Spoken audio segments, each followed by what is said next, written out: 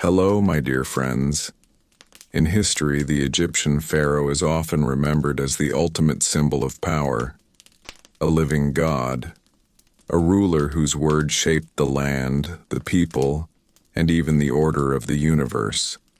Statues show strength, tombs show wealth, titles suggest perfection. Yet behind this image existed a life filled with pressure, fear, isolation, and constant burden. To be a pharaoh was not comfort. It was obligation without escape. From the moment a future pharaoh was identified, childhood ended early. Training began not for joy but for survival of the state. Education was strict and exhausting. The future ruler had to memorize religious texts, laws, rituals, genealogies, and traditions that stretched back thousands of years. Mistakes were not personal failures. They were cosmic threats. A wrong ritual, a missed festival, or an incorrect offering could anger the gods and disrupt Ma'at, the sacred balance that held the world together. The pharaoh did not rule alone, yet could never truly rest. Every flood of the Nile was judged as a reflection of the pharaoh's worth. A weak flood meant divine disapproval. Drought meant failure. Famine meant guilt. The people suffered, but blame traveled upward. Even natural disasters became political and spiritual accusations against the ruler's body and soul. Daily life for a pharaoh was rigid and exhausting. Each day followed a strict ritual schedule. Dressing itself was ceremonial. Eating was observed. Speaking carried weight. Privacy barely existed. Priests, scribes, guards, and officials surrounded the ruler constantly. Silence was rare. Solitude was dangerous. A pharaoh alone was a pharaoh vulnerable. Religion was not comfort for the pharaoh. It was pressure. The ruler was expected to perform rituals perfectly, sometimes multiple times a day. These rituals were physically demanding. Standing for long periods, wearing heavy crowns, repeating chants, making offerings. Any error risked divine imbalance. The pharaoh was not praying for protection. The pharaoh was responsible for keeping the universe functioning. Political danger never faded. Family members were threats. Brothers, sons, wives, and priests all held potential ambition. Trust was limited. Paranoia was survival. Succession was always uncertain. A living pharaoh had to plan constantly for death, yet showing weakness invited rivals. Strength had to be performed even when the body failed. Health was fragile. Pharaohs lived surrounded by luxury but lacked medical understanding. Infections, parasites, dental disease, and injuries were common. Obesity from rich diets weakened bodies, yet illness had to be hidden. A sick god was dangerous symbolism. When a pharaoh became visibly weak, whispers grew. The gods were displeased. The ruler was failing. War was unavoidable. Pharaohs were expected to lead armies, not command from distance. Battle was proof of divine favor. Injury risked not only death, but humiliation. A wounded pharaoh suggested weakened gods. Victory was necessary, even when strategy advised caution. Even leisure was controlled. Hunting, festivals, and travel were public performances of strength. Rest looked like laziness. Fatigue looked like weakness. Aging was terrifying. An old pharaoh invited instability.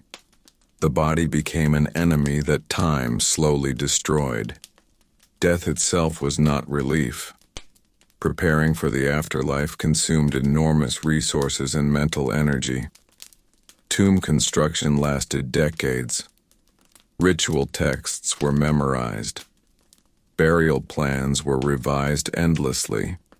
Even in death, the pharaoh was expected to rule eternally. Failure meant eternal punishment, not peace. To be a pharaoh was to live under unbroken observation. Every breath mattered. Every choice echoed beyond the individual. There was no ordinary life to return to, no anonymity, no escape. Power did not free the pharaoh from fear. It multiplied it. The crown did not sit lightly. It pressed down every hour, every day, across an entire lifetime. And as the story of Egypt unfolds further, we begin to see clearly that the highest throne in the ancient world was also one of the loneliest and most exhausting places a human being could ever stand. As the reign of an Egyptian pharaoh continued beyond the early years, the weight of expectation did not lessen. Instead, it grew heavier with time. Authority in ancient Egypt was not flexible. It was absolute, sacred, and unforgiving.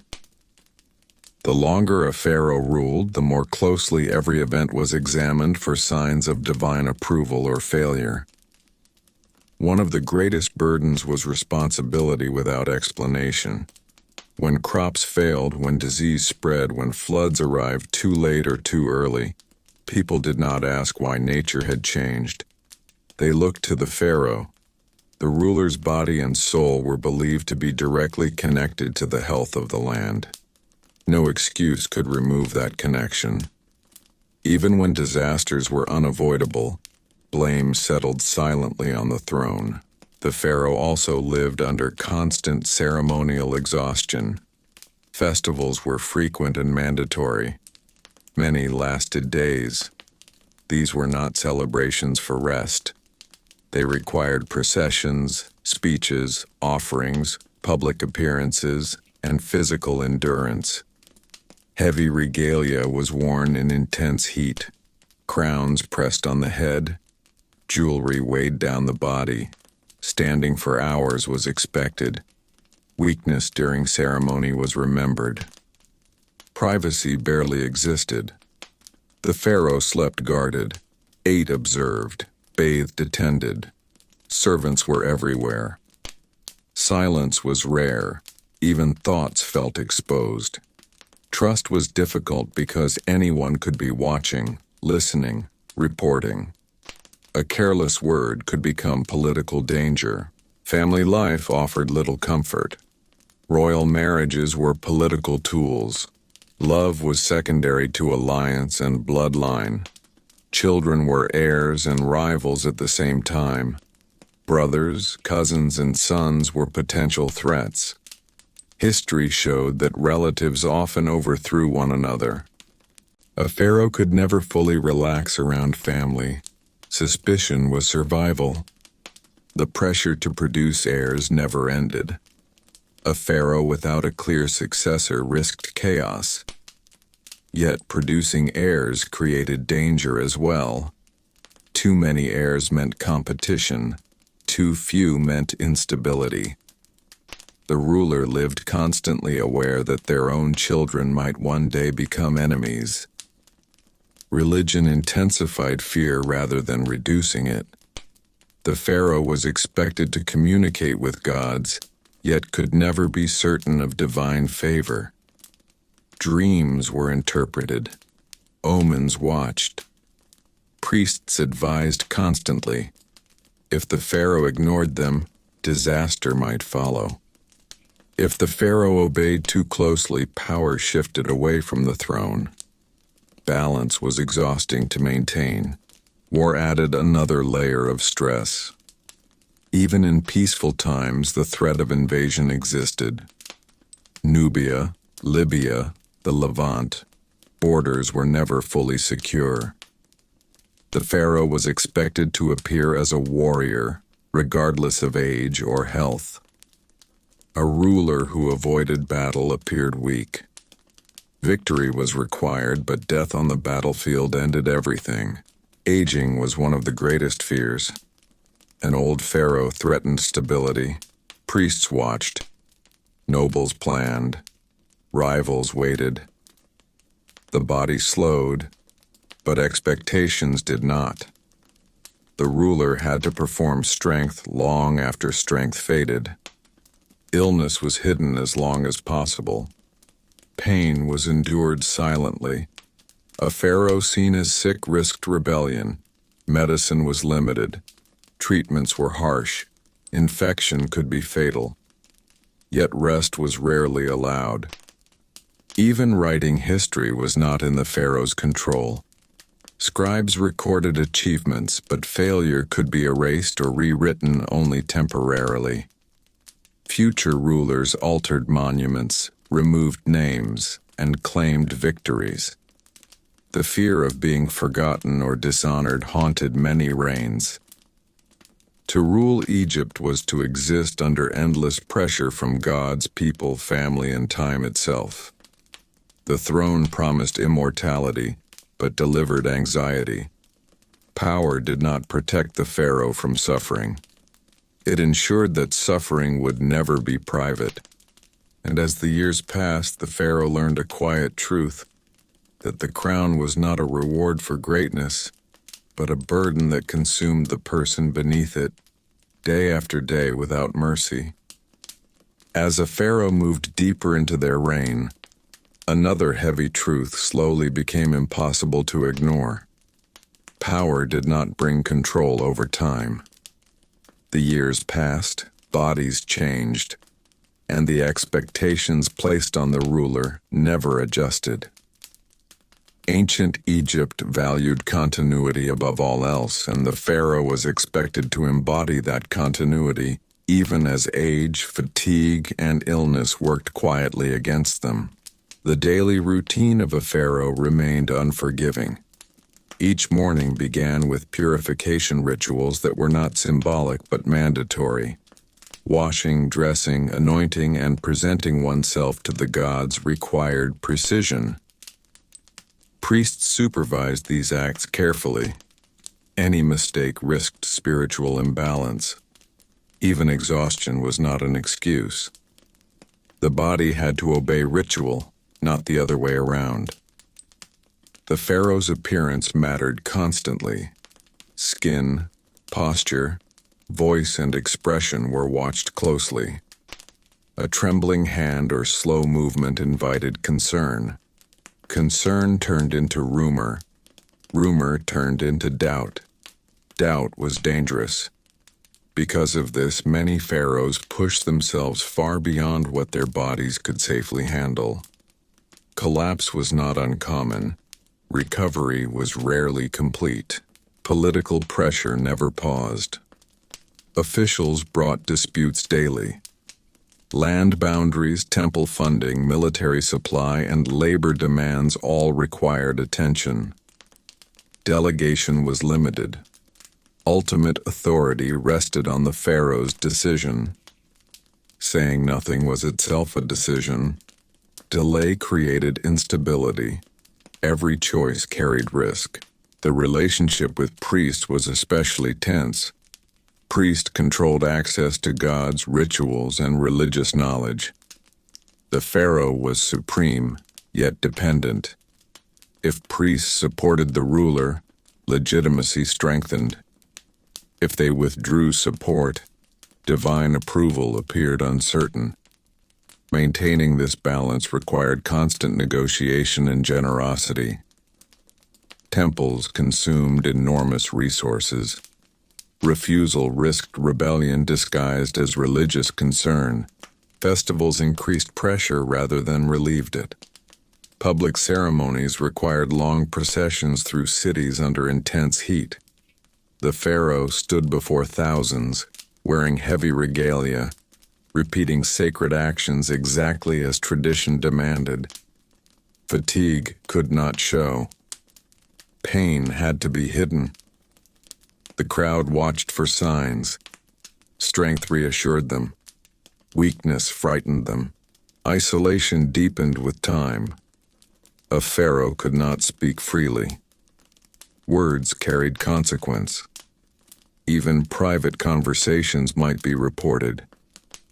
Advisors filtered information carefully, sometimes hiding bad news to protect themselves.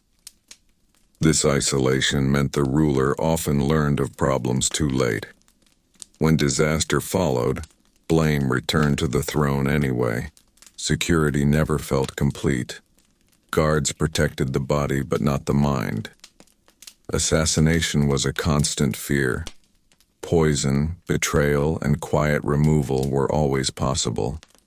Food was tasted, chambers guarded, trust narrowed. Sleep itself became uneasy. Family relationships deteriorated under pressure. Sons were trained as heirs but watched as rivals. Wives were political partners, not equals. Favor created jealousy. Jealousy created danger. Love was risky. Distance felt safer. The expectation of divine perfection made personal failure unbearable. A pharaoh could not admit doubt, fear, or confusion. Emotional strain had no outlet. Anxiety accumulated silently. Many rulers turned inward, becoming suspicious, rigid, or harsh. These traits worsened relationships and increased instability. Even monuments added pressure. Statues and inscriptions portrayed eternal youth and strength. The living pharaoh had to resemble their stone image. Aging felt like betrayal of one's own legacy. The mirror became an enemy. As years passed, the pharaoh lived in a narrowing space between expectation and reality. The gods demanded perfection. The people demanded stability. The body demanded rest. None could be fully satisfied. Power promised immortality but delivered constant strain. To rule Egypt was not to live freely but to endure endlessly, until time itself finally ended the performance.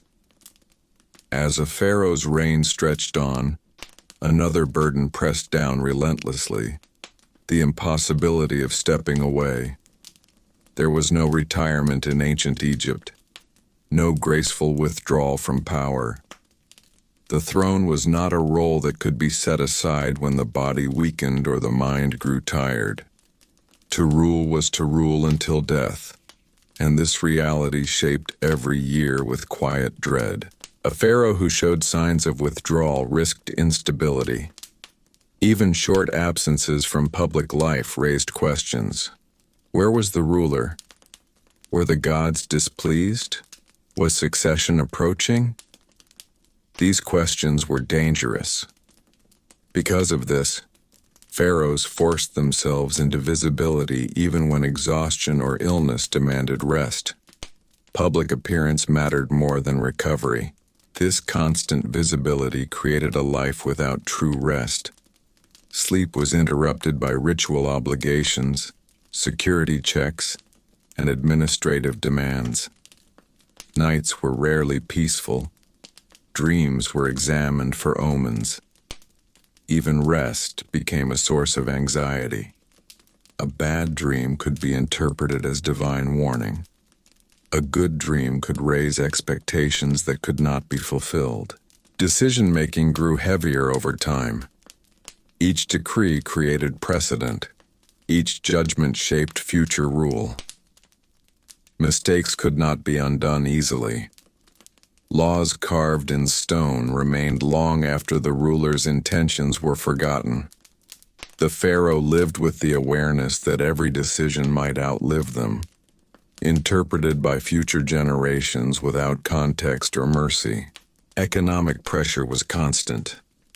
Massive building projects required labor, food, and resources. Temples demanded offerings. Armies required supplies. The Nile's behavior controlled everything. When resources tightened, choices became cruel. Whom to tax, whom to spare, whose suffering would be tolerated for the sake of order. These were not abstract problems. They were daily realities placed directly before the throne. The pharaoh also bore responsibility for punishment. Justice was personal. Severe crimes required visible response. Mercy could be interpreted as weakness. Harshness created resentment. Balance was difficult to maintain. Each execution, exile, or punishment echoed across the land. The ruler carried these decisions internally, even if monuments presented calm authority. Foreign relations added strain. Diplomacy required constant attention. Gifts had to be exchanged. Alliances maintained. Threats monitored. A pharaoh who ignored distant borders invited invasion. A pharaoh who focused too heavily on war drained the economy. There was no safe choice, only calculated risk. The role of symbolism became exhausting. Every gesture was interpreted. The way the pharaoh stood, spoke, or moved held meaning. There was no neutral action. Even silence communicated something. Living under constant interpretation distorted natural behavior. Authenticity disappeared. Performance replaced personality. Aging intensified every problem. Memory faded. Strength declined. Yet expectations stayed fixed. Younger officials watched closely. Ambitious figures waited patiently. The pharaoh felt time pressing from all sides. Fear of removal, assassination, or quiet replacement grew. Preparing for death offered no comfort. Tombs were reminders of inevitability. Each update to burial plans reinforced the knowledge that the end was approaching. Even immortality required preparation, expense, and fear of failure. The afterlife was not guaranteed. It had to be earned through flawless ritual and moral balance. In this way, the life of a pharaoh narrowed over time. Freedom vanished first. Rest followed. Trust disappeared. What remained was responsibility without relief. Power without peace. To outsiders, the throne appeared golden and eternal. From within, it felt heavy, isolating, and endless. To be an Egyptian pharaoh was not to enjoy power, but to carry it every waking moment, until the body finally gave way beneath the weight. As a pharaoh moved into the later stages of rule, perhaps the most exhausting burden of all became impossible to escape: the constant performance of divinity.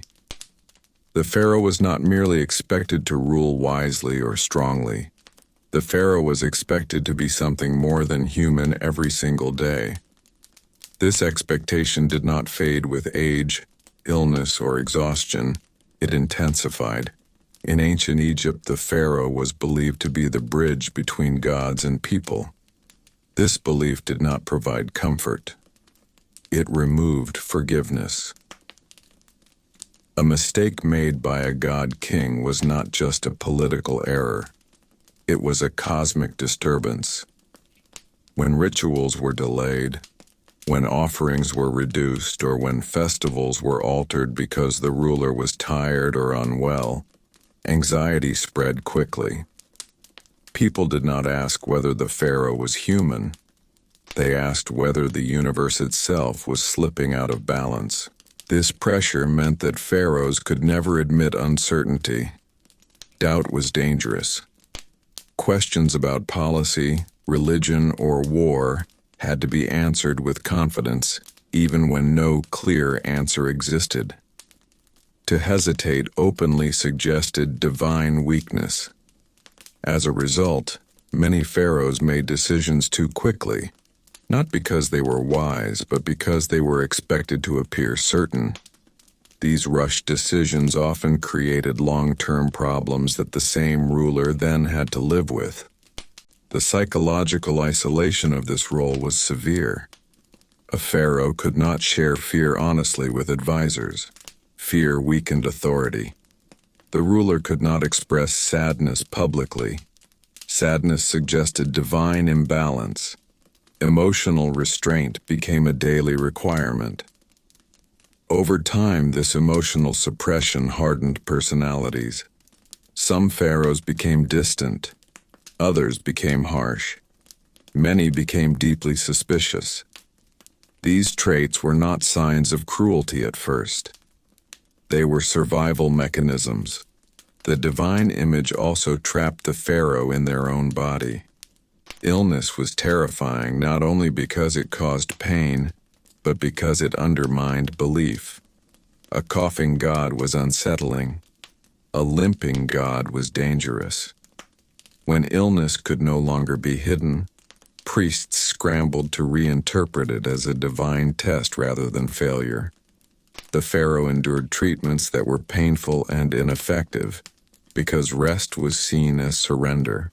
Public appearances became increasingly stressful. Crowds watched closely for signs of decline. A slower walk, a weakened voice, a delayed gesture. These details mattered more than words. A pharaoh who appeared diminished risked losing moral authority long before death. This forced rulers to exhaust themselves performing strength they no longer possessed. The divine role also meant that the pharaoh could never truly blame others. Advisors could advise, priests could interpret, generals could recommend, but responsibility always returned to the throne. When a campaign failed, the pharaoh failed. When a temple collapsed, the pharaoh failed. When grain stores ran low, the pharaoh failed. Accountability was absolute, but control was never complete. This imbalance created constant inner tension. The pharaoh was praised endlessly, yet lived with unrelenting anxiety. Praise did not reduce fear. It increased expectation. Every success raised the standard for the next action. There was no moment where achievement allowed rest. Even legacy became a burden. Pharaohs knew that their names would be carved into stone, judged by future generations, altered by successors, or erased entirely. The fear of being forgotten or dishonored haunted many reigns. Some rulers obsessed over monuments, building endlessly to secure memory. These projects drained resources and labor, creating resentment that returned to the throne as instability. The afterlife, promised as eternal reward, offered little peace.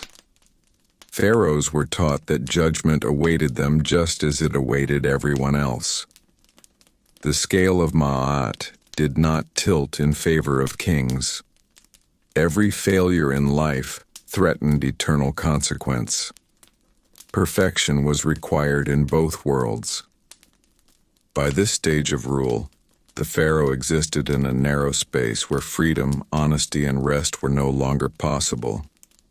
The throne demanded endurance, not happiness. Divinity demanded perfection, not humanity. To be an Egyptian pharaoh was to live as a symbol while suffering as a person. The crown shone brightly, but it burned constantly. Power did not protect the ruler from pain. It ensured that pain was never allowed to be seen. As the reign of a pharaoh continued to stretch across decades, another slow and exhausting burden settled in: the fear of being replaced while still alive. In ancient Egypt, power was sacred, but it was also fragile. A pharaoh ruled by divine right, yet history had already shown that gods could be reinterpreted, and legitimacy could shift quietly from one body to another. The longer a pharaoh lived, the more dangerous survival itself became. Youth symbolized strength, renewal, and divine favor. Age suggested decline. An aging pharaoh did not inspire confidence, no matter how wise or experienced they were. Courtiers watched carefully. Priests whispered interpretations of omens. Military leaders measured loyalty. Everyone waited for signs that the gods might be preparing a change. This created a constant atmosphere of tension. A pharaoh could never appear too weak, but could also never appear desperate to hold power. Either extreme invited challenge. Balance was required, yet balance was almost impossible to maintain in a body that naturally aged and tired. Co-regency, often seen as a solution, created its own nightmare. Sharing power with a younger heir reduced anxiety about succession, but increased personal danger. The heir became both protection and threat. Every success of the younger ruler raised questions about why the older one was still needed. Every public appearance by the heir shifted attention away from the throne's original occupant. The pharaoh lived beside their own replacement.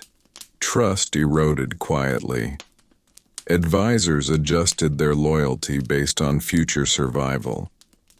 Gifts flowed toward the rising figure. Decisions were second-guessed. The pharaoh felt power slipping without any official announcement. Authority weakened long before death. This fear shaped behavior harshly. Some pharaohs delayed naming heirs, creating chaos later. Others named heirs too early and lost influence while still alive. Neither path was safe. Every option carried risk. The presence of powerful priests intensified the threat. Religious leaders interpreted divine will. If they shifted support toward a younger figure, the narrative of divine favor could change overnight. A pharaoh could wake up still wearing the crown, yet spiritually abandoned. Military loyalty was equally uncertain. Armies followed strength and success. An aging ruler who no longer led campaigns personally risked losing the respect of soldiers. Victory maintained loyalty. Absence weakened it. The psychological toll of this fear was immense. Sleep was shallow. Dreams were filled with omens. Paranoia felt rational. Every smile could hide ambition. Every silence could signal plotting. Unlike ordinary people, the pharaoh could not step aside gracefully. Abdication was not tradition. To step down voluntarily would suggest divine failure. The only accepted end was death. This trapped rulers in power long after power had become unbearable. The fear of replacement did not end with death preparation. Even tomb construction carried anxiety. A successor could alter inscriptions, erase names, or claim credit. Immortality itself depended on political survival beyond life. In this way, being pharaoh meant living under constant threat from the future. Not just the future of the land, but the future of one's own position. Power did not stabilize life. It placed the ruler in a race against time they could never win. To outsiders, the throne looked eternal. To the person sitting on it, each passing year felt like a narrowing path, with danger waiting on both sides. As a pharaoh continued to rule beneath the weight of years and expectation, another quiet misery became impossible to ignore: the loss of any real personal identity. Over time, the individual beneath the crown slowly disappeared, replaced entirely by role, symbol, and obligation. What remained was not a person living a life, but a figure maintaining an image. From the earliest days of rule, the pharaoh's name was no longer just a name. It became a title, a formula, a sacred phrase repeated in temples and carved into stone. Personal thoughts, private preferences, and natural personality traits were swallowed by official identity. The pharaoh spoke not as an individual, but as the voice of Egypt itself. Silence, speech, laughter, anger, everything carried meaning beyond intention. This erasure deepened with age. The longer a pharaoh ruled, the less anyone remembered who they had once been before the throne. Advisors interacted with the crown, not the person. Servants followed protocol, not emotion. Family relationships hardened into political structure. Even grief had to be managed carefully. Mourning too openly suggested weakness. Mourning too little suggested imbalance. There was no correct way to feel. The pharaoh could not form genuine friendships. Equality was impossible. Everyone around the ruler existed either above, below, or in danger. A friend could become a rival. A trusted advisor could become a threat. Intimacy carried risk. Distance felt safer, but loneliness grew quietly. This loneliness intensified decision-making strain. Without honest counsel, the pharaoh relied on filtered information. Advisors shaped truth to protect themselves. Bad news arrived late. Warnings softened. Praise exaggerated. Over time, the ruler lived inside a carefully curated version of reality that did not fully match the world beyond palace walls. Art and imagery reinforced this separation. Statues froze the pharaoh in eternal youth and strength. Reliefs showed perfect posture, flawless skin, divine proportion. Each image widened the gap between representation and reality. The living pharaoh aged. The stone one did not. This contrast became a daily reminder of failure to meet one's own immortal image. The pressure to maintain this image extended into speech and movement. The pharaoh walked carefully. Gestures were practiced. Emotional expression was controlled. Anger had to appear righteous. Calm had to appear divine. Natural reaction disappeared beneath performance. Over time, performance replaced instinct. Even mistakes could not be admitted openly. Errors were reframed as divine testing or misunderstood intention. Apology did not exist in the way it does for ordinary people. Without apology, growth stalled. The pharaoh repeated patterns because acknowledging error threatened legitimacy. This constant suppression of self took a psychological toll. Anxiety deepened, suspicion hardened, emotional numbness followed.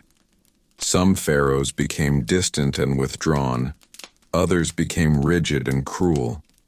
These shifts were not signs of evil. They were symptoms of prolonged isolation without release. The role consumed not only waking hours but thought itself. Dreams were interpreted politically. Desires were judged morally. Even imagination felt unsafe. There was no space where the pharaoh existed without meaning imposed from outside. In this way, the throne stripped away humanity slowly, not violently. The pharaoh did not lose freedom all at once. It vanished piece by piece, until nothing remained except obligation. To rule Egypt was to disappear into Egypt. The land endured. The people continued. The name remained carved in stone. But the person beneath the crown faded long before death ever arrived. As the years of rule continued to pass, another exhausting reality settled heavily upon the pharaoh. The impossibility of escaping responsibility, even for things beyond human control. In ancient Egypt, the pharaoh was not merely a ruler reacting to events. The pharaoh was believed to cause stability itself. This belief transformed every accident, delay, and failure into a personal judgment of the ruler's worth. The Nile was the clearest example of this burden. Its flooding determined life or death for the entire civilization. When the waters rose too low, famine followed. When they rose too high, villages drowned. No matter the cause, the result was the same. The pharaoh was blamed. Priests searched for ritual errors. Officials searched for administrative failure. The people searched the throne for answers. The ruler carried the weight of an entire ecosystem on their shoulders. This responsibility made every year unpredictable and stressful. A successful reign one year meant nothing the next. Favor from the gods was never secure. Even a long period of prosperity created anxiety because it raised expectations. The moment conditions worsened, comparison began. The past became accusation. The pharaoh could never rest in success. Natural disasters deepened this misery. Storms, disease among livestock, crop blight, and outbreaks of illness were interpreted spiritually. The pharaoh's moral balance was questioned. Had the ruler angered the gods? Had ritual been neglected? Had Ma'at been disturbed? These questions followed the pharaoh everywhere, spoken and unspoken. This belief system trapped the ruler in a cycle of constant ritual response. More offerings were required. More festivals demanded. More temples funded. Resources were drained in an effort to restore balance that may never have been broken by human action in the first place. The pharaoh exhausted the state trying to correct nature. Administrative stress added to this burden. Officials brought reports daily, many of them urgent, many of them impossible to solve quickly. Grain shortages could not be fixed overnight. Border tensions could not be calmed instantly. Yet delay itself was interpreted as failure. The pharaoh lived in a permanent state of urgency without resolution. The emotional cost of this role was immense. Compassion had to be balanced against authority. When people suffered, the pharaoh was expected to respond decisively, not sympathetically. Mercy without solution looked weak. Harshness without improvement looked cruel. Every reaction risked instability. Isolation increased as a result. Honest conversation became rare. Advisors feared delivering bad news. Priests framed problems spiritually rather than practically. Over time, the pharaoh existed inside an echo of reassurance that collapsed suddenly when reality could no longer be ignored. The body suffered under this pressure. Stress weakened health. Sleep grew shallow. Appetite changed. Illness became frequent. Yet illness could not be acknowledged openly. A suffering god threatened cosmic order. The pharaoh endured quietly, pushing the body beyond recovery. Foreign perception added another layer of strain. Neighboring rulers watched Egypt closely. A weak pharaoh invited invasion.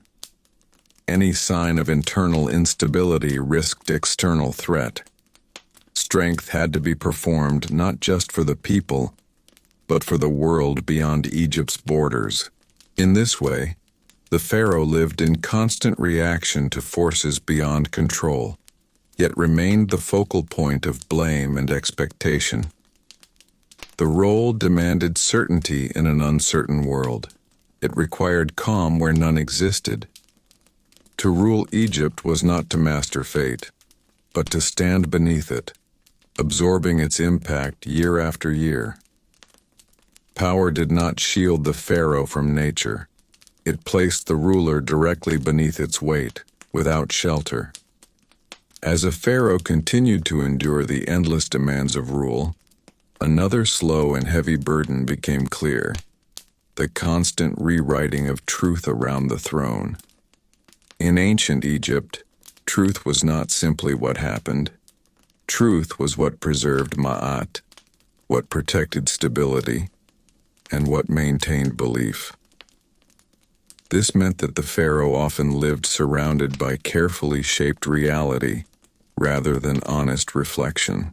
Reports reaching the throne were filtered. Officials softened failures.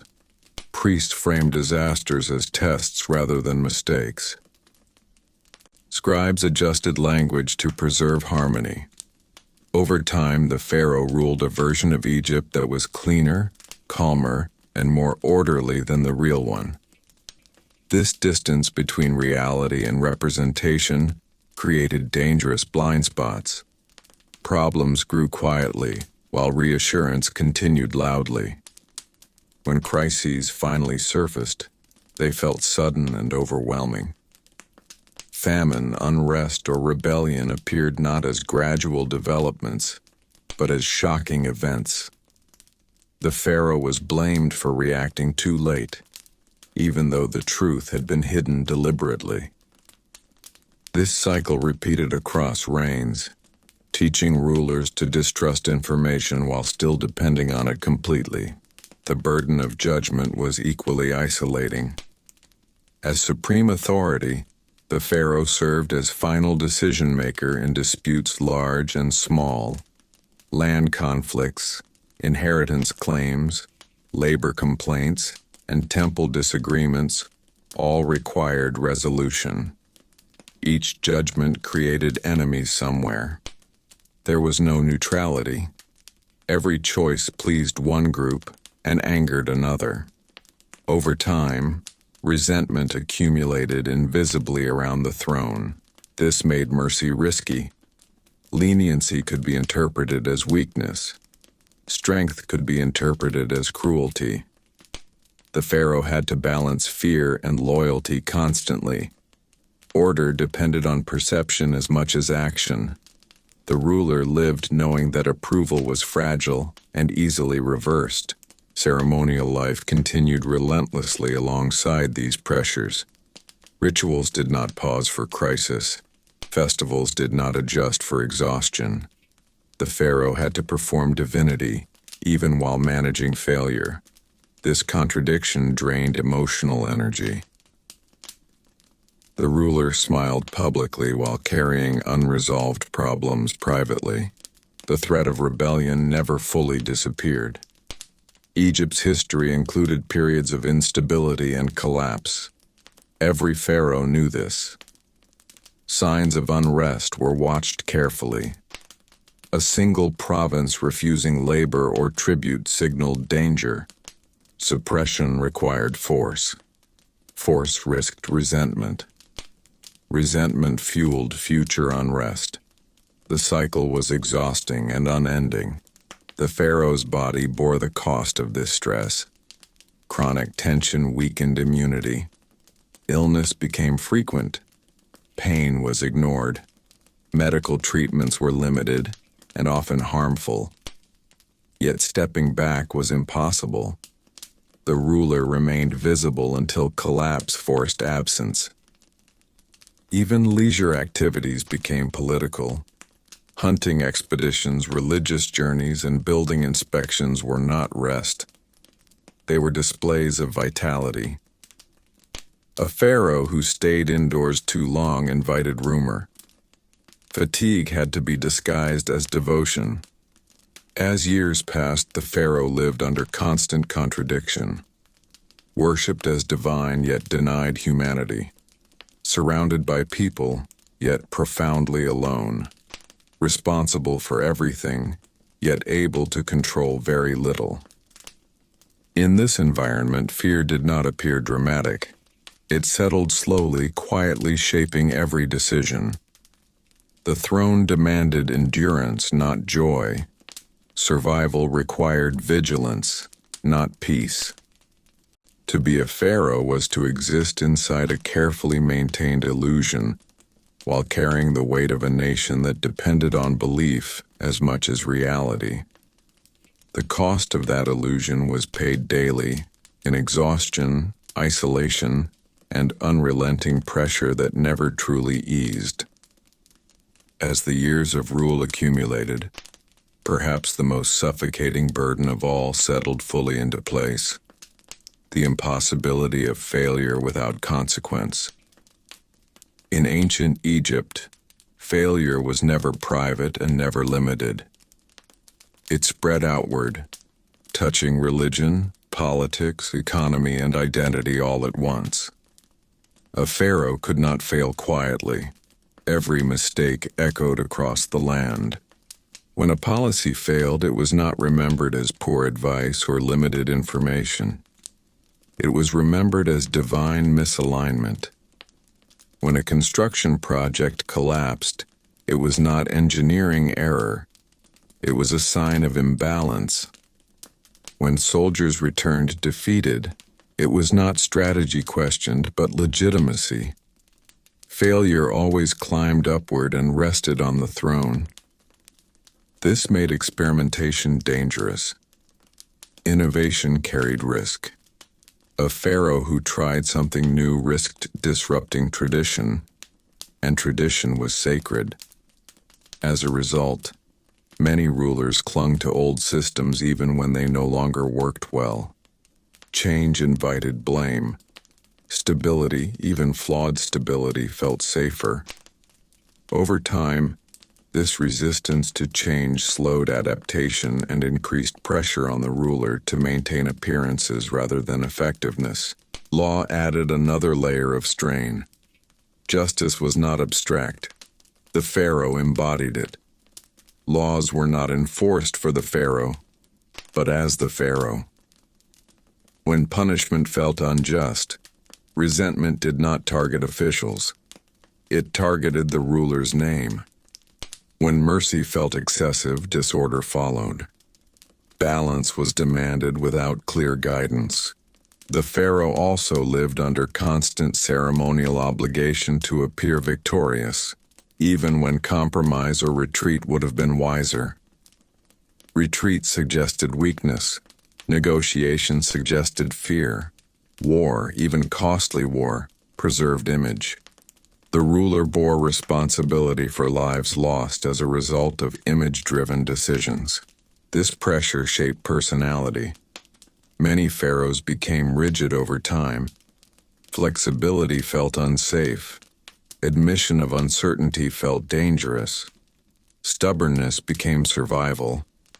Unfortunately, this rigidity often worsened crises rather than preventing them. The expectation of perfection also erased forgiveness. Subjects could forgive ordinary officials for mistakes.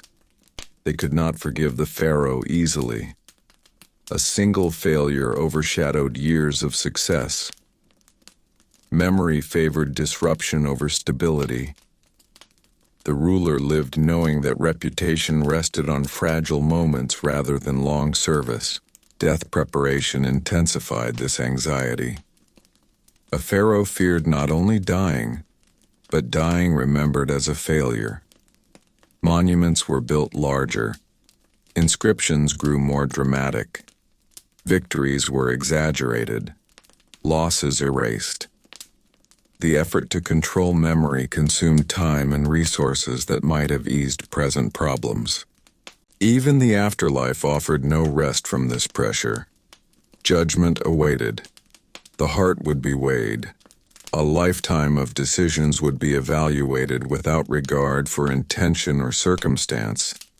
The pharaoh was taught that title offered no protection in the hall of judgment. Fear followed into eternity.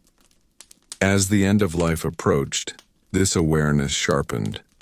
Every unresolved issue felt heavier. Every mistake felt permanent. There was no second reign to correct error. The finality of time closed in slowly. In this way, the pharaoh lived inside a narrowing corridor of expectation. The walls were belief, tradition, and fear. The floor was duty. The ceiling was divinity. There was no space to breathe. To rule Egypt was not to enjoy power, but to endure its consequences relentlessly. The throne promised greatness.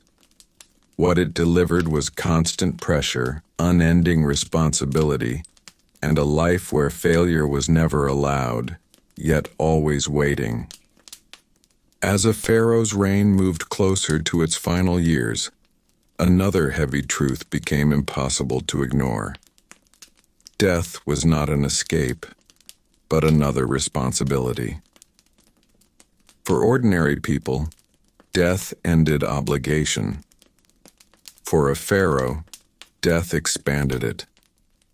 The ruler was expected to prepare not just a body, but an eternal continuation of rule beyond life itself. This knowledge followed the pharaoh constantly, shaping thought, behavior, and fear. Preparation for death began early and never truly stopped. Tombs were not symbols of peace. They were reminders of judgment. Construction lasted decades, demanding resources, labor, and attention, even while the ruler struggled with the present. Every decision about burial carried risk. A poorly prepared tomb threatened eternal punishment. A delayed tomb threatened chaos. The pharaoh lived knowing that even in death, failure was possible. Religious texts had to be memorized perfectly. Spells, prayers, and rituals were not optional comforts. They were survival tools for the afterlife. Forgetting a line or misperforming a rite risked annihilation of the soul. Priests drilled these teachings relentlessly. The pharaoh did not look forward to eternity. The pharaoh feared it. The idea of judgment weighed heavily. The heart would be weighed against the feather of Ma'at. Power, wealth, and divine title offered no exemption. A lifetime of decisions, executions, wars, forced labor, harsh taxes, would be measured without political excuse. The ruler carried this awareness quietly, knowing that rulership itself required actions that risked eternal consequence. The pressure to leave behind a flawless legacy intensified toward the end. Inscriptions became more exaggerated. Victories were emphasized. Failures erased. Names of rivals removed. Monuments expanded in scale as anxiety grew. The pharaoh attempted to outbuild fear with stone, hoping memory would protect the soul. Succession anxiety reached its peak during these years. A weak transition threatened everything built before. A successor could erase names, claim credit, or dismantle monuments. The pharaoh lived knowing that immortality depended on the goodwill of the living. Trust was fragile. Fear deepened. Physical decline made everything worse. Pain increased. Strength faded. Vision blurred. Hearing weakened. Yet ritual demanded the same performance as before. Standing during ceremonies became torture. Smiling through exhaustion became routine.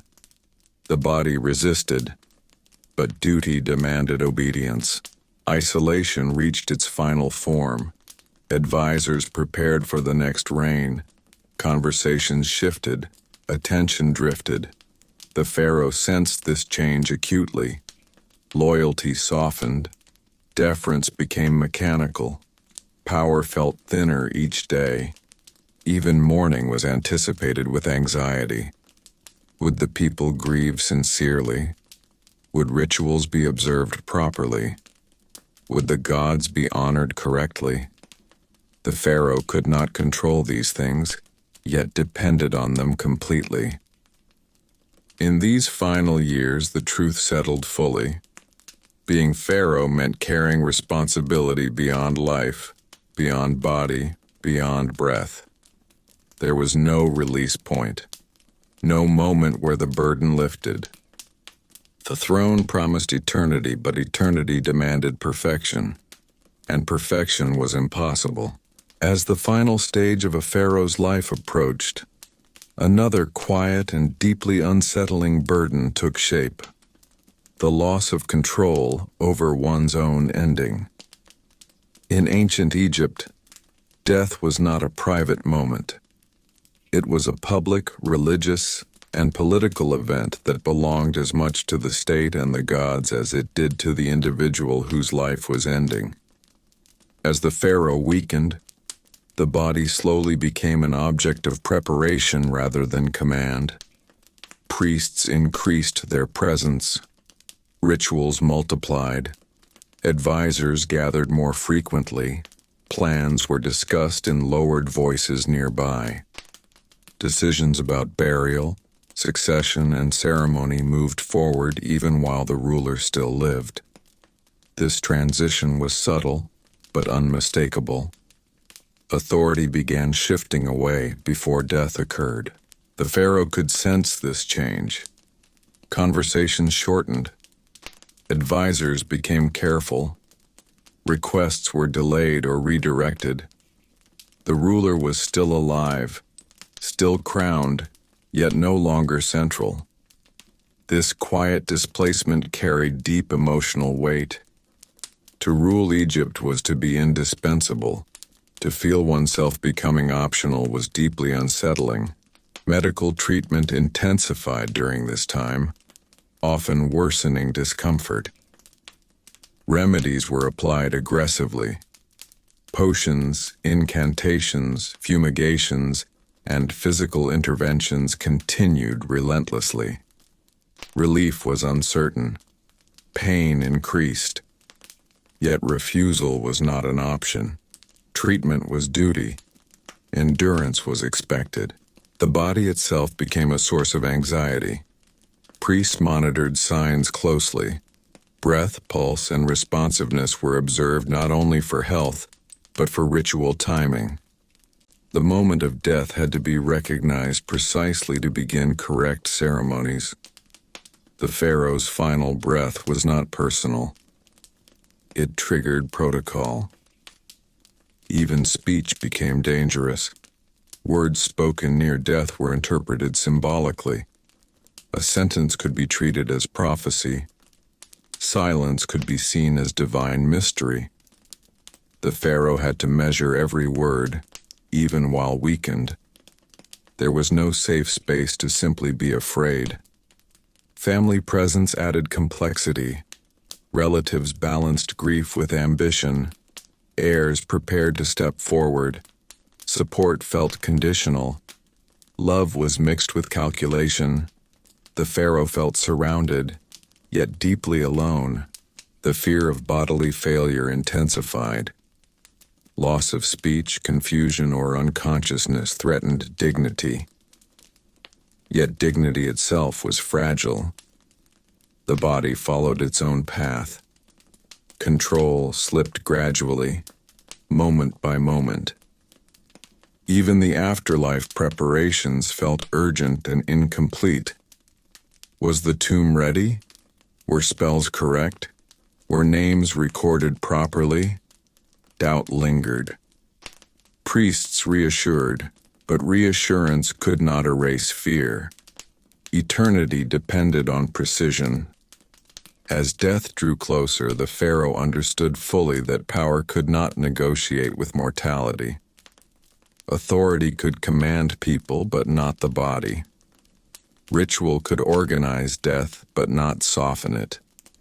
Belief could explain the end, but not delay it.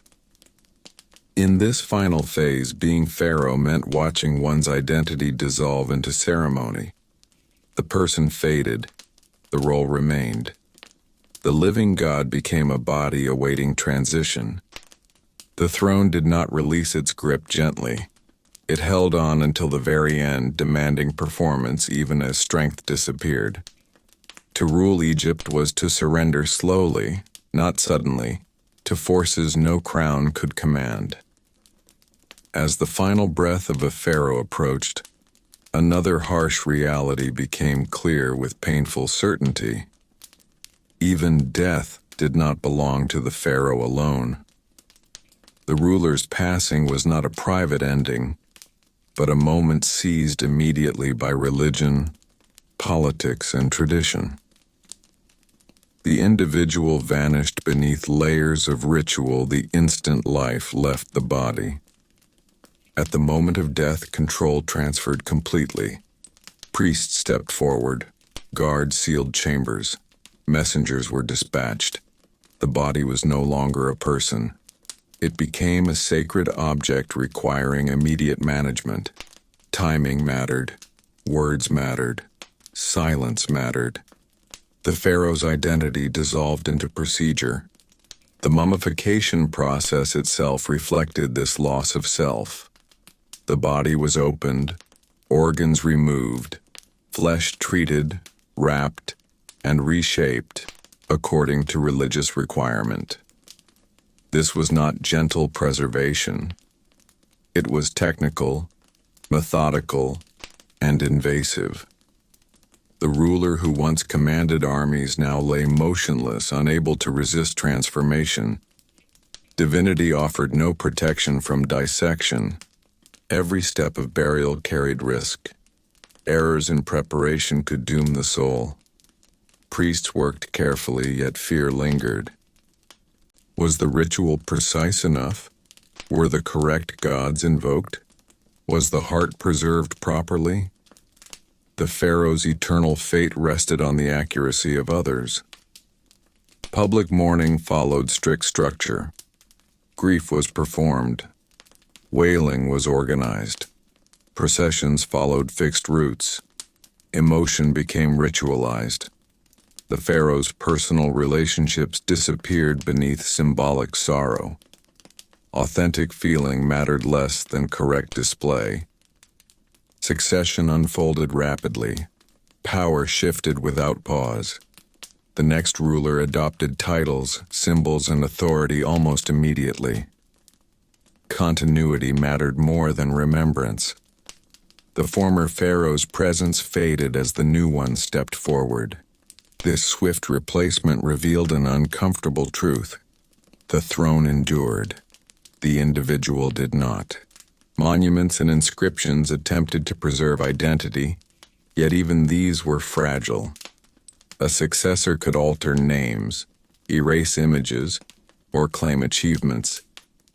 Immortality depended on political favor, not divinity. The dead pharaoh had no defense. The afterlife journey, promised as eternal rule, offered no certainty. Judgment awaited. The heart would be weighed. Titles carried no advantage. A lifetime of pressure, compromise, and harsh decision-making stood exposed before divine balance. The fear of this judgment followed the pharaoh beyond life. In death, the pharaoh became what they had always been in life, a symbol controlled by systems larger than the self. The body served ritual. The name served politics. The soul faced judgment alone. The suffering of being pharaoh did not end with death.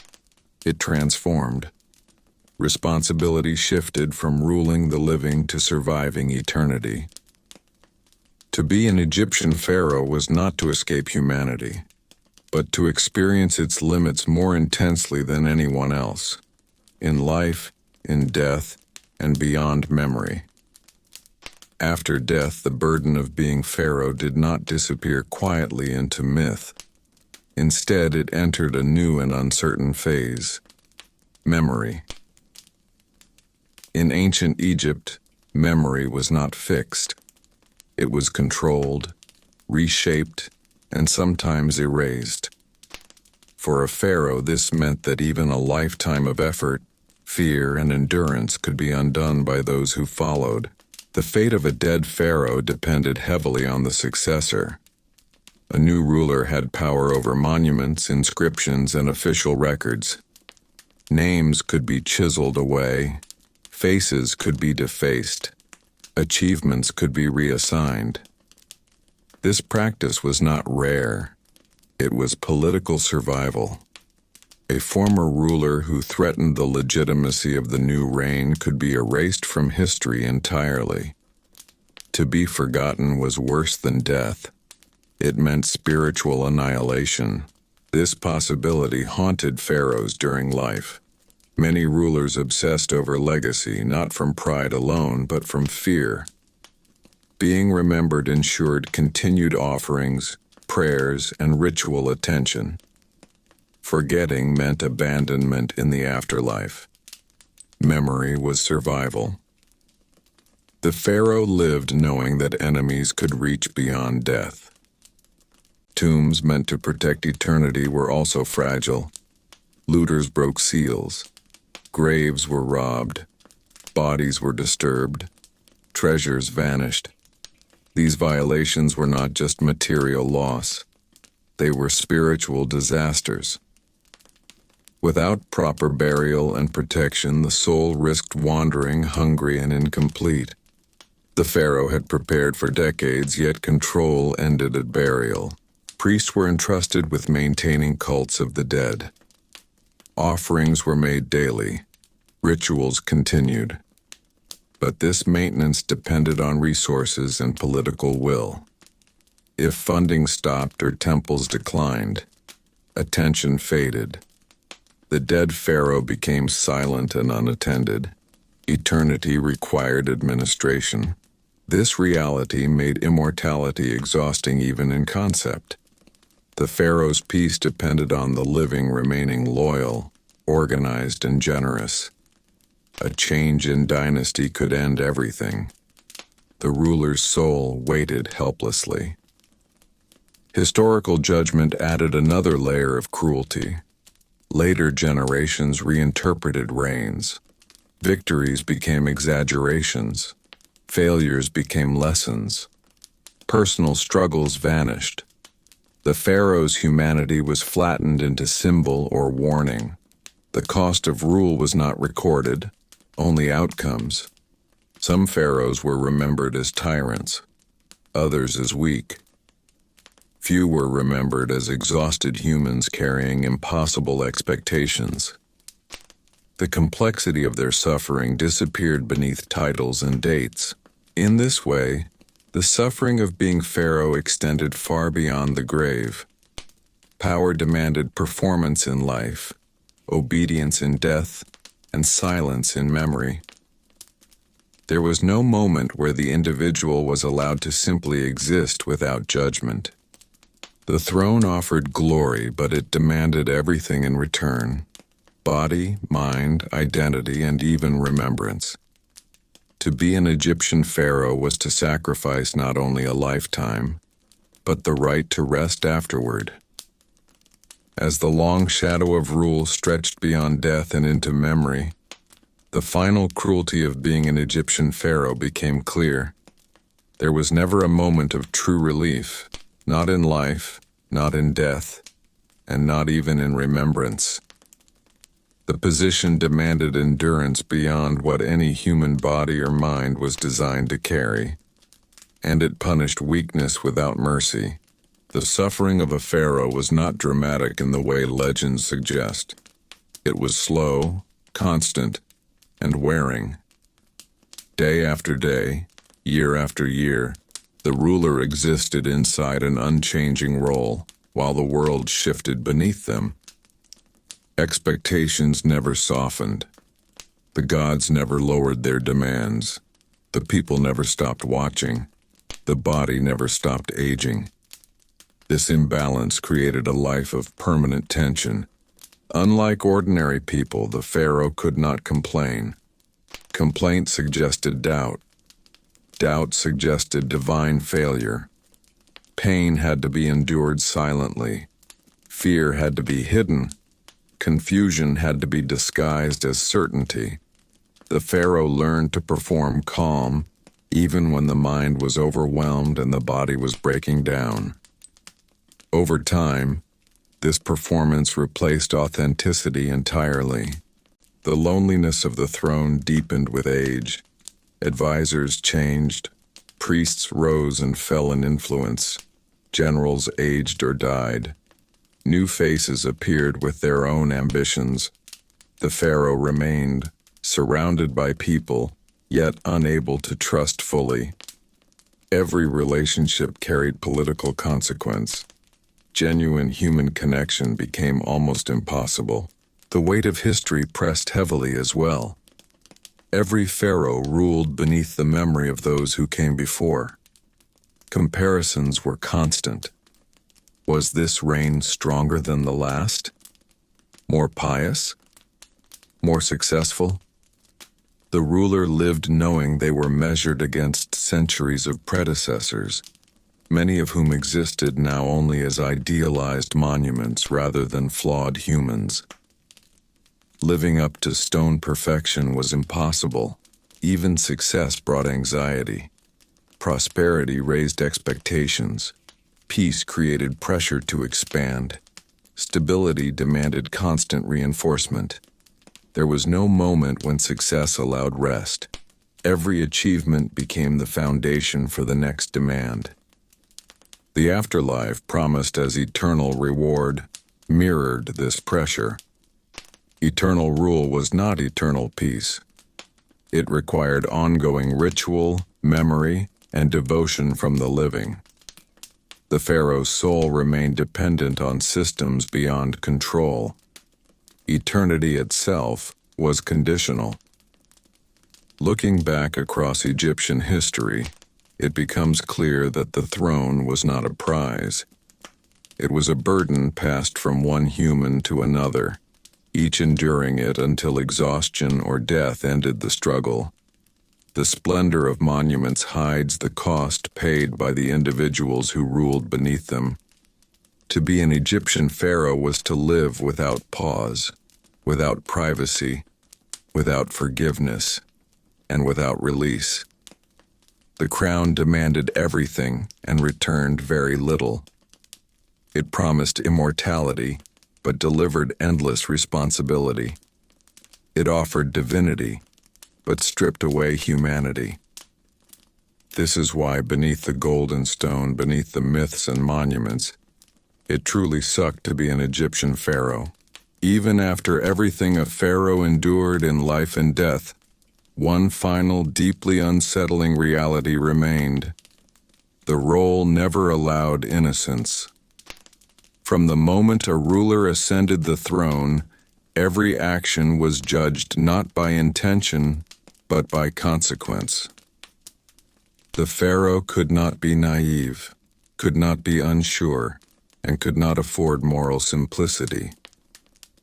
Rule required compromise from the very beginning, and those compromises accumulated quietly over a lifetime. A pharaoh ordered labor knowing it would exhaust thousands. Temples, tombs, canals, and monuments were built through human strain. The ruler understood this, yet refusal meant disorder. Mercy toward one group meant hardship for another. There was no clean choice. Every decision produced suffering somewhere. Over time, this knowledge weighed heavily, because the pharaoh was taught that Ma'at demanded balance. Yet balance always required sacrifice. War decisions carried similar weight. Sending soldiers into battle meant death was guaranteed even in victory. Yet refusing war invited invasion, humiliation, and loss of divine image. The pharaoh learned early that leadership meant choosing which lives would be lost, and living with that knowledge indefinitely. There was no absolution built into the role. This constant moral tension shaped personality. Some rulers became emotionally distant, not from cruelty but from survival. Feeling too deeply made decision-making unbearable. Detachment became protection. Others hardened, believing that firmness was the only way to maintain order. Neither path brought peace. The expectation of moral perfection made this worse. The pharaoh was supposed to embody justice itself, yet justice required punishment. Executions, forced labor, exile, and harsh rulings contradicted the image of divine harmony. The ruler lived inside this contradiction daily, praised as righteous while authorizing suffering. This internal conflict had no outlet. Confession existed only in ritual form. There was no equal to whom the pharaoh could admit doubt or regret. The ruler carried guilt silently because guilt acknowledged weakness, and weakness threatened legitimacy. Over decades, this burden reshaped the ruler's inner world. Empathy dulled, anxiety sharpened, sleep became restless, decisions became heavier. The pharaoh aged not only in body, but in spirit, worn down by responsibility that never eased. Even when history later judged a reign as successful, that judgment ignored the cost. Stability was remembered. Suffering was forgotten. The ruler's inner struggle disappeared behind outcomes carved into stone. This final truth reveals why the position was so unbearable. Being pharaoh required abandoning the right to be morally uncomplicated. It demanded authority without innocence, power without relief, and responsibility without forgiveness.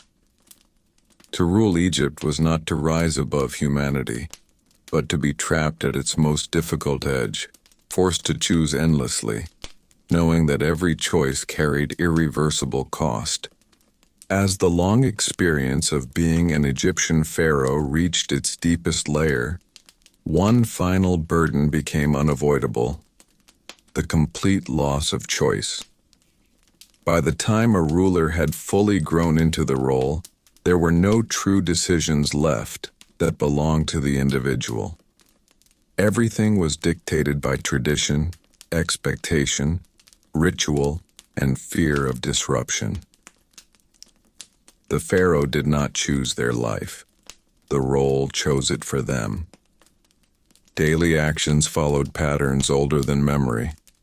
What to wear, where to stand, when to speak, which gods to honor, and how. Innovation was dangerous. Deviation invited suspicion.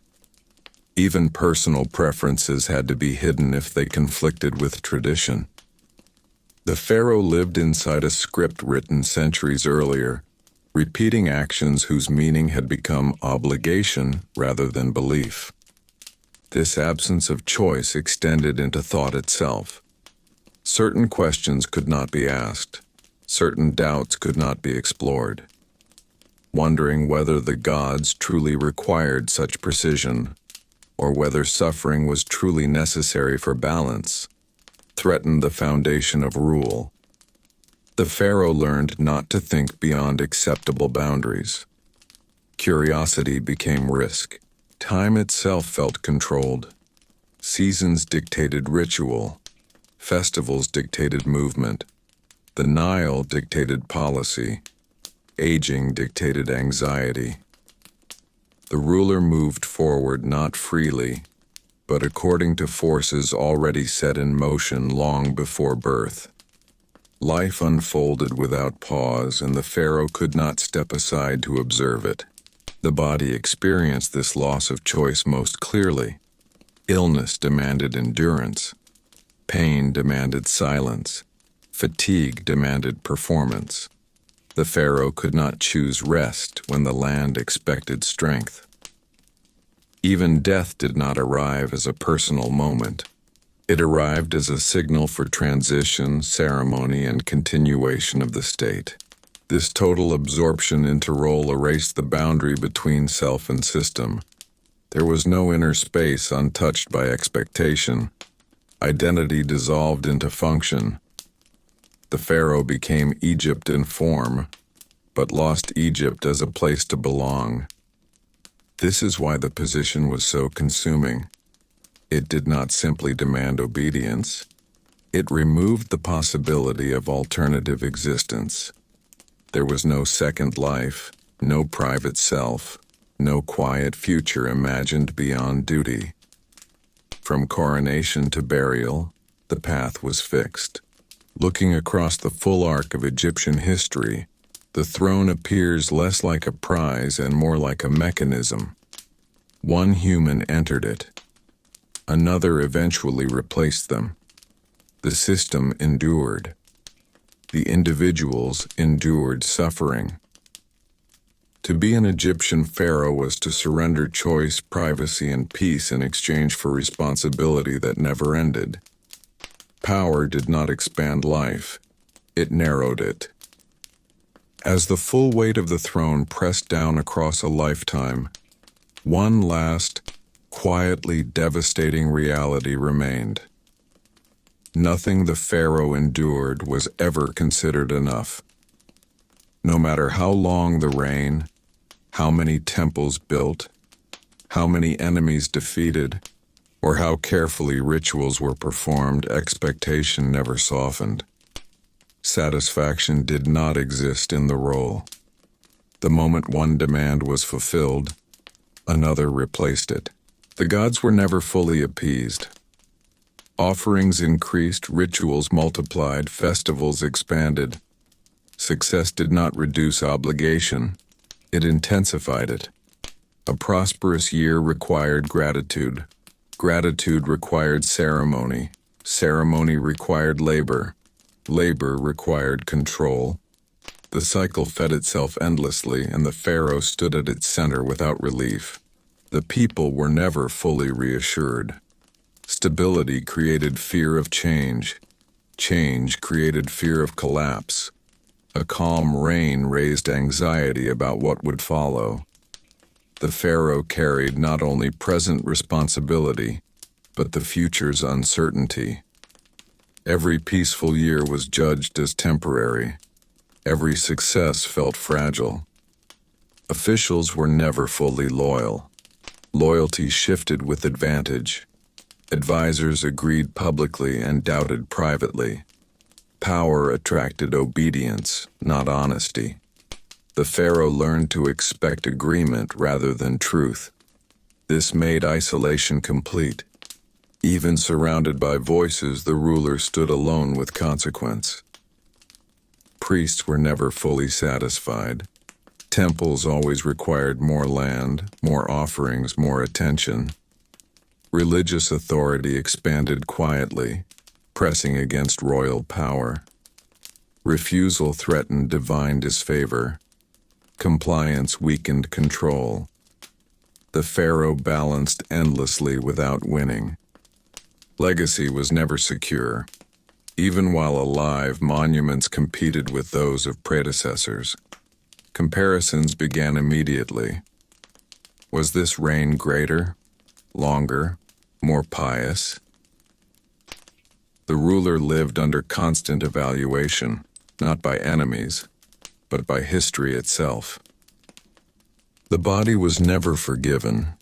Aging was visible. Pain accumulated. Strength faded. Yet expectations remained fixed. The pharaoh endured a role designed for eternal youth while trapped in a mortal body. This mismatch created constant strain. Even the end offered no resolution. Death did not conclude obligation. It triggered more ritual, more judgment, more dependence on the living. Eternity required maintenance. Peace was conditional. In this final understanding, the truth settled fully. Being an Egyptian pharaoh was not a life of privilege. It was a life of relentless demand. Everything was required. Nothing was sufficient. The crown did not reward endurance, it consumed it. As the long story of pharaonic rule reaches its deepest conclusion, one final quiet truth settles over everything that came before. The suffering of the pharaoh was invisible by design. The system of ancient Egypt worked only because the pain of the ruler was hidden, absorbed, and never acknowledged. The crown required silence, not sympathy. The pharaoh was praised endlessly, yet never comforted. Celebrated publicly, yet isolated privately. Songs were sung, names were carved, and victories were declared. But none of these softened the daily weight carried by the individual beneath the regalia. Praise did not mean understanding. Worship did not mean care. Over a lifetime, the pharaoh learned that endurance was the only acceptable response to pressure. There was no space for rest that did not look like weakness, no space for doubt that did not look like danger, no space for humanity that did not look like failure. The role trained rulers to survive, not to live. What makes this position especially tragic is that it was inherited, not chosen. Many pharaohs ascended the throne as children or young adults before understanding the cost. By the time they realized what the crown truly demanded, there was no way back. Abdication was unthinkable. Escape was impossible. The path forward was fixed. The pharaoh's life became a series of obligations chained together by belief. Each ritual reinforced the next. Each decision justified the last. The system sustained itself by consuming the individual completely. When one ruler fell, another stepped forward. Nothing paused. Nothing reflected. Nothing changed. History remembers the monuments, not the exhaustion. The victories, not the fear. The titles, not the sleepless nights. The silence of the pharaoh's suffering is part of why the myth of power remains so strong. Yet when we look closely beyond gold and stone, a different picture emerges. A life lived without rest. A role without forgiveness. A destiny without choice. To be an Egyptian pharaoh was not to rise above ordinary human struggle. It was to carry it alone, magnified and without end. And that is why beneath all the grandeur, beneath all the divine language and eternal stone, it truly, deeply, and quietly sucked to be an Egyptian pharaoh. As this long history gently comes to rest, we can finally step back and look at the full shape of what it truly meant to sit on the throne of ancient Egypt. When all the gold, stone, and divine language are slowly stripped away, what remains is not glory, but endurance. Not freedom, but responsibility. Not peace, but pressure that never truly lifted. The pharaoh lived inside a role that demanded perfection while allowing none. Every breath carried expectation. Every silence carried meaning. Every mistake echoed beyond the self and into the land, the people, and the gods. There was no private self left untouched by duty. Even sleep was watched by omens. Even death was organized, managed, and judged. What makes this history especially quiet and heavy is that the suffering was never meant to be seen. The system worked because the pharaoh's pain remained invisible. The monuments did not show exhaustion. The reliefs did not show fear. The inscriptions did not record loneliness. Stone remembered power, not cost. Generation after generation, one human replaced another, each stepping into the same narrow path. The crown passed forward. The pressure remained unchanged. No ruler escaped it. Some endured longer. Some fell sooner. But none were truly free. And so when we imagine the pharaoh now, not as a statue, not as a god, but as a human being, we see a life lived without pause, a life where choice disappeared early, where rest was dangerous, and where even eternity required effort. The throne promised immortality, yet demanded sacrifice beyond life itself. It offered greatness, yet stripped away simplicity. It raised humans to divine height, only to let them fall quietly beneath expectation. As the night grows still, and this ancient world fades softly into silence, we can let this history rest where it belongs. The temples dim, the rituals slow, the crown lies still, and the long burden carried by so many rulers finally loosens its grip, at least in memory.